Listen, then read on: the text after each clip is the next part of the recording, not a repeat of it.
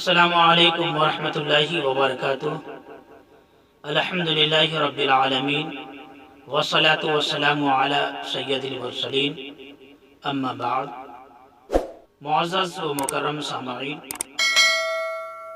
میری تقریر طب یار کو بے چین کرتی ہے، میری تقریر طب یار کو بے چین کرتی ہے۔ سبب کیا ہے وہی کہتا ہوں جو دل پر گزرتی ہے۔ ہم اور آپ تمامی لوگ کچھ دنوں سے ایک ویڈیو جو عائشہ عارف کا دیکھ رہے ہیں۔ اس ویڈیو کو دیکھنے کے بعد اس ویڈیو کی جو آواز ہے، اس آواز کو سننے کے بعد یہی لگ رہا تھا کہ ایک نوجوان لڑکی، ایک خاتون جو اپنے قوم سے کچھ کہہ رہی ہے۔ اس ویڈیو کو دیکھنے کے بعد ہر کے آنکھوں میں آنسو تو ضرور آئے ہوں گے، کسی کا دل بے قرار ہوا ہوگا، کسی کی آنکھیں نم ہوئی ہوگی، کسی کا چہرہ غم زدہ ہوا ہوگا۔ لیکن صد افسوس کہ قوم کے لوگوں سے وہ نوجوان بچی، وہ کسی کی لخت جگر، نور نظر، آنکھوں کی ٹھنڈک یہ کہہ رہی ہو کہ اے میرے قوم کے لوگوں، اے میرے نوجوانوں، اب پر بھی وقت ہے، اب بھی ہم اپنے قدم کو آگے نہ بڑھائیں تو اسی طریقے سے عائشہ عارف کی طرح ایک ایک کر کے قوم کی لڑکیاں، قوم کی بچیاں اپنے جان ہتھیلیوں پہ رکھتی ہوئی، اپنے جان کی بازی لگاتی ہوئی اور اس دہیز کے وجہ سے اپنی جانیں قربان کرتی چلی جائے گی۔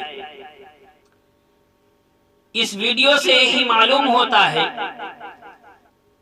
کہ عائشہ عارف نے انسانوں کو، قوم کو ایک نصیحت کے طور پہ یہ ویڈیو بنا کے بھیجا کہ اے جہیز کے لالچی، اے جہیز لینے والے، اپنے لیے نہیں تو بلکہ اپنے آنے والے وقت کے لیے، اپنے قبر کی منزل کے لیے، اپنے آخرت کے لیے تو کچھ سوچا ہوتا۔ معزز و مکرم، ہم اور آپ سبھی جانتے ہیں کہ اللہ رب العزت نے قرآن عظیم فرقان حمید میں ارشاد فرمایا، کل نفس ذائقۃ الموت، ہر نفس کو موت کا مزہ چکھنا ہے، آج نہیں تو کل ہمیں اس دنیا فانی سے جانا ہے۔ اللہ اکبر۔ لیکن ہم اور آپ اس چیز کی فکر نہیں کرتے، ہم اور آپ اس چیز کو نہیں دیکھتے۔ اللہ اکبر۔ اللہ کے پیارے حبیب جناب احمدی مجتبی جناب محمد رسول اللہ صلی اللہ تعالی علیہ وسلم کی بارگاہ بے کس پناہ میں ایک خاتون آتی ہے، عرض کرتی ہے، یا رسول اللہ صلی اللہ تعالی علیہ وسلم، میں نکاح کی خواہش مند ہوں۔ آپ نے کچھ جواب نہیں دیا۔ اس کے بعد اسی میں سے ایک صحابی کھڑے ہوتے ہیں اور عرض کرتے ہیں، یا رسول اللہ صلی اللہ تعالی علیہ وسلم، اگر آپ خواہش مند نہیں ہیں تو میں اس خاتون سے نکاح کرنا چاہتا ہوں۔ اللہ کے پیارے حبیب نے، سارے نبیوں کے سردار نے اس صحابی کو اپنے پاس بلایا اور ارشاد فرمایا، تمہارے پاس کچھ ہے اس کے مہر کے لیے؟ اللہ اکبر۔ اس صحابی عرض کرتے ہیں، یا رسول اللہ صلی اللہ تعالی علیہ وسلم، ہمارے پاس کچھ نہیں ہے۔ اللہ کے پیارے حبیب نے ارشاد فرمایا کہ اپنے گھر جاؤ اور جانے کے بعد وہاں تلاش کرو، वो सहाबी अपने घर पहुंचते हैं। पहुंचने के बाद वहां तलाश करते हैं। वापस जब आते हैं, अल्लाह के प्यारे हबीब ने इरशाद फरमाया कुछ है। अल्लाह के प्यारे हबीब ने इरशाद फरमाया कुछ लाए हो?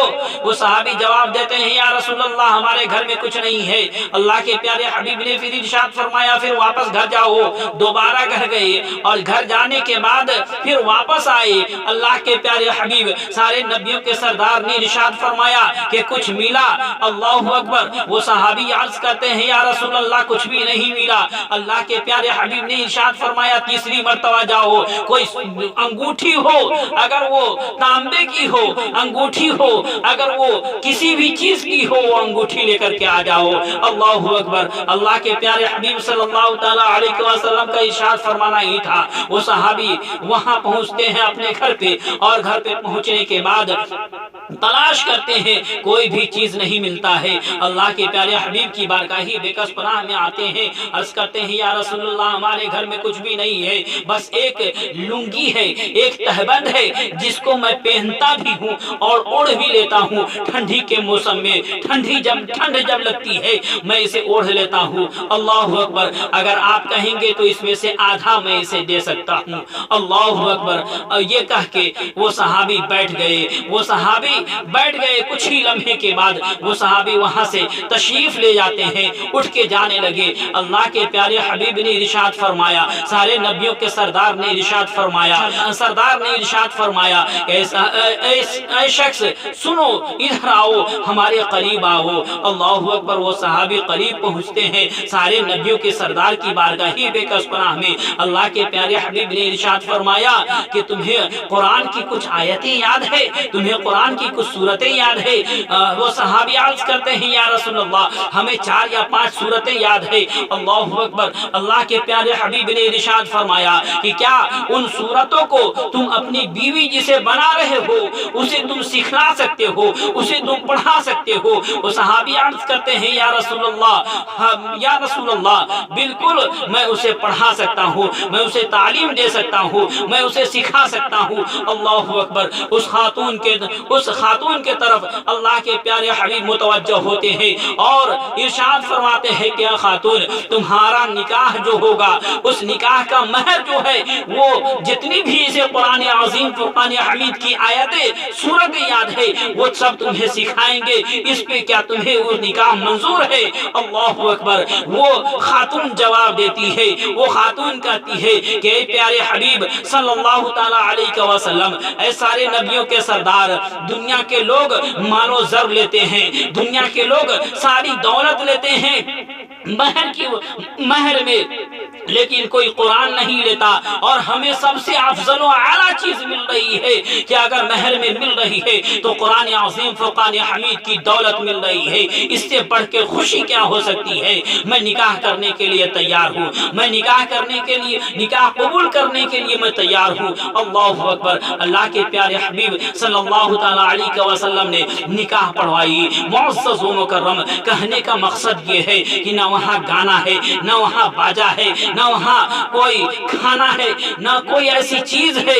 लेकिन आज हमारे माशरे में देखा जाए, आज हमारे इस माशरे में देखा जाए कि अगर कोई किसी लड़की की शादी करनी हो तो उसके बाप को अगर वो कर्ज में डूबा हुआ हो तो भी नहीं, बल्कि कहीं से भी हो, अगर रिश्ता करना चाहता है तो 2 लाख पहले मांगते हैं, 3 लाख पहले मांगते हैं। और फिर ये खाना होनी चाहिए, ये चीज होनी चाहिए, ये चीज होनी चाहिए। लेकिन फिर भी वो इंसान, वो शख्स हर जगह से कर्ज लेकर के, सूद पे लेके, ब्याज पे लेके और अपनी बच्ची की शादी करता है, अपनी लड़की की शादी करता है। लेकिन हाय अफसोस इन नौजवानों पे, हाय अफसोस ऐसे दरिंदे लोगों पे कि जो जहेज की लालच में इतने गिर चुके हैं कि अपने आखिरत के लिए नहीं सोचते हैं, अपने आखिरत की फिक्र नहीं करते हैं। अल्लाहु अकबर। अल्लाहु अकबर। आज नहीं तो कल हमें इस दुनिया फानी پانی سے جانا ہے، اور جب قبر میں ہم سے سوال کیا جائے گا، جب آخرت میں ہم سے سوال کیا جائے گا، تو اس وقت ہم کیا جواب دیں گے؟ دوسرے کے مال سے دولت مند نہیں ہوا کرتے ہیں، دوسرے کے مال سے ہم دولت مند نہیں ہوا کرتے ہیں، دوسرے کے مال سے ہم عظمت والے نہیں ہوا کرتے ہیں۔ ہمارے معاشرے میں یہ بھی بات معلوم ہوتی ہے، یہ بھی بات پائی جاتی ہے کہ مہر فاطمہ رکھ دیا جائے، مہر فاطمہ رکھ دیا جائے، لیکن صد افسوس یہ کہنے والے کہ مہر فاطمہ رکھ دیا جائے، یہ نہیں کہتے ہیں کہ مہر فاطمہ نہیں بلکہ جہیز فاطمہ رکھا جائے۔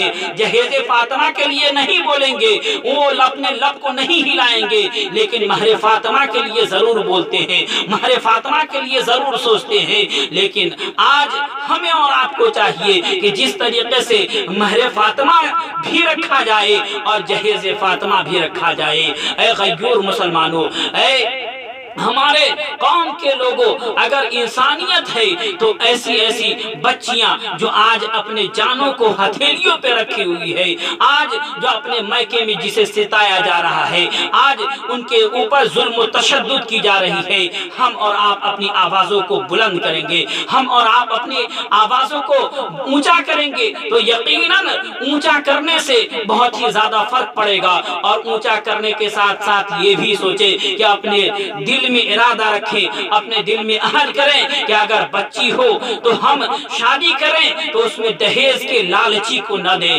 اگر بچہ ہو تو ہم بغیر جہیز کی شادی کریں۔ اللہ اکبر! اللہ کے پیارے حبیب صلی اللہ تعالی علیہ وسلم کے سنتوں پہ عمل کر کے تو دیکھو۔ اللہ اکبر! تم بغیر دہیز کی شادی کرو گے، جب تک کہ دلہن کا قدم تمہارے گھر پہ نہیں پڑے گا اس سے پہلے اللہ کی برکتیں نازل ہو جائے گی، اس سے پہلے اللہ کی برکتیں نازل ہو جائے گی۔ اللہ اکبر! میرے عزیزوں، ہمیں اور آپ کو چاہیے کہ قبرستان کا ایک ہفتے میں ہو، 2 ہفتے میں ہو، 1 مہینے میں ہو، 2 مہینے میں ہو، لیکن 1 مرتبہ 2 مرتبہ چکر لگانی چاہیے۔ حضرت علی کرم اللہ تعالی وجہ الکریم جب آپ کسی چیز میں پریشان ہو جایا کرتے تھے یا کچھ دل میں ایسا لگتا تھا تو آپ قبرستان جایا کرتے تھے۔ ایک مرتبہ حضرت علی کرم اللہ تعالی وجہ الکریم قبرستان میں داخل ہوئے۔ کہنے والوں نے کہا کہ اے علی کرم اللہ تعالی وجہ الکریم، ہمارے بال بچوں کا کیا حال ہے؟ ہماری جو اہلیہ ہے، جو بیوی ہے، اس کا کیا حال ہے؟ ہمارے گھر کا کیا حال ہے؟ ہمارے خزانوں کا کیا حال ہے؟ تو حضرت علی کرم اللہ تعالی وجہ الکریم نے ارشاد فرمایا کہ آواز دینے والوں سنو،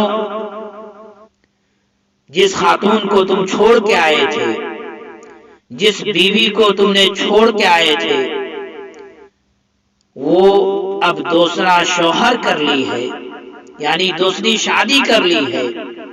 جو مال و زر تم چھوڑ کے آئے تھے وہ خیش و اقارب میں تمہارے اپنوں میں تقسیم کر دیا گیا ہے، تمہارے اپنوں میں تقسیم ہو چکا ہے۔